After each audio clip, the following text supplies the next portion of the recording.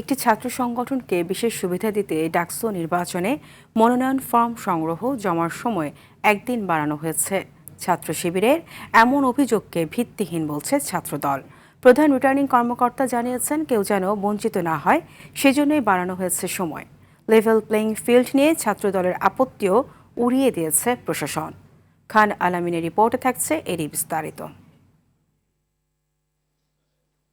যারা সোমবার ডাকসু নির্বাচনের মনোনয়ন ফর্ম সংগ্রহ করতে পারেনি তাদের অনেকেই শেষ দিন ভিড় করে সংগ্রহ করে নিজের প্রত্যাশিত পদের ফর্ম অনেকে দিয়েছে জমাও। অংশগ্রহণমূলক এবং খুবই প্রতিযোগিতামূলক হবে বলে আমরা আশা করছি। ইনশাআল্লাহ সুষ্ঠু এবং সহজ হবে। ছাত্র শিবির সোমবার পূর্ণাঙ্গ প্যানেল ঘোষণা ও মনোনয়ন ফর্ম সংগ্রহ করে সময় বাড়ানোর পর জমার জন্য হাতে একদিন সময় থাকলেও দেরি করেনি তারা। জমা শেষে তাদের অভিযোগ, একটি সংগঠনের প্রতি পক্ষপাতমূলক আচরণ করে মনোনয়ন ফর্ম উত্তোলন ও জমার সময় বাড়িয়েছে সংশ্লিষ্টরা। কোনো ধরনের ডিসকাশন ছাড়া সরাসরি একদিন বাড়ায় দেওয়া এবং বাকিরা জমা দেওয়ার পর হঠাৎ করে ঘোষণা দেওয়া, এটি নিঃসন্দেহে বাকিদের পলিসি মেকিং এবং বাকিদের সিদ্ধান্ত গ্রহণের পরে নির্দিষ্ট একটি পক্ষকে সিদ্ধান্ত গ্রহণের সামগ্রিক সুবিধা দেওয়া এবং পলিসি মেকিংয়ে বিশেষ সুবিধা দেওয়ার নামান্তর, এটা খুবই দুঃখজনক। ছাত্রদল এখনও প্যানেল ঘোষণা করেনি। তাদের প্রার্থীদের অনেকেই এখনও মনোনয়ন ফর্ম সংগ্রহ করছে, জমা দেয়নি কেউ। পক্ষপাতিত্বে শিবিরের অভিযোগকে ভিত্তিহীন বলে মনে করে ছাত্রদল।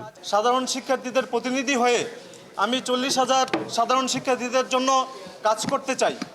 সেই সুবাদে আজকে আমি ছাত্রদলের পক্ষ থেকে আমার নমিনেশন পেপার উত্তোলন করেছি। রিটার্নিং কর্মকর্তা জানান, কোনো ব্যক্তি বা সংগঠন নয়, সবাইকে সুযোগ করে দিতেই সময় বাড়ানোর সিদ্ধান্ত। সকল ছাত্রছাত্রীদের অধিকার ডাকসুতে ইলেকশন করা, ফর্ম সংগ্রহ করা, আমরা সেই দিকগুলো বিবেচনা করে আমরা একটা দিন হল সংগ্রহ করার জন্য বাড়িয়েছি। লেভেল প্লেইং ফিল্ড নিয়ে ছাত্রদলের আপত্তিও নাকচ করে দেন তিনি। লেভেল প্লেইং ফিল্ড যাতে থাকে সব জায়গায় সমানভাবে, আমরা সেই চেষ্টায় আছি। যেখানে আমরা অভিযোগ শুনতেছি সেখানে আমাদের টিম কাজ করতেছে যাতে দ্রুত এটাকে প্রশমিত করা যায়।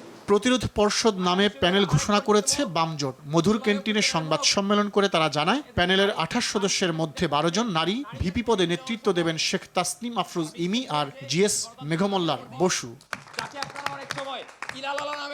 খান আলামিন, RTV, ঢাকা।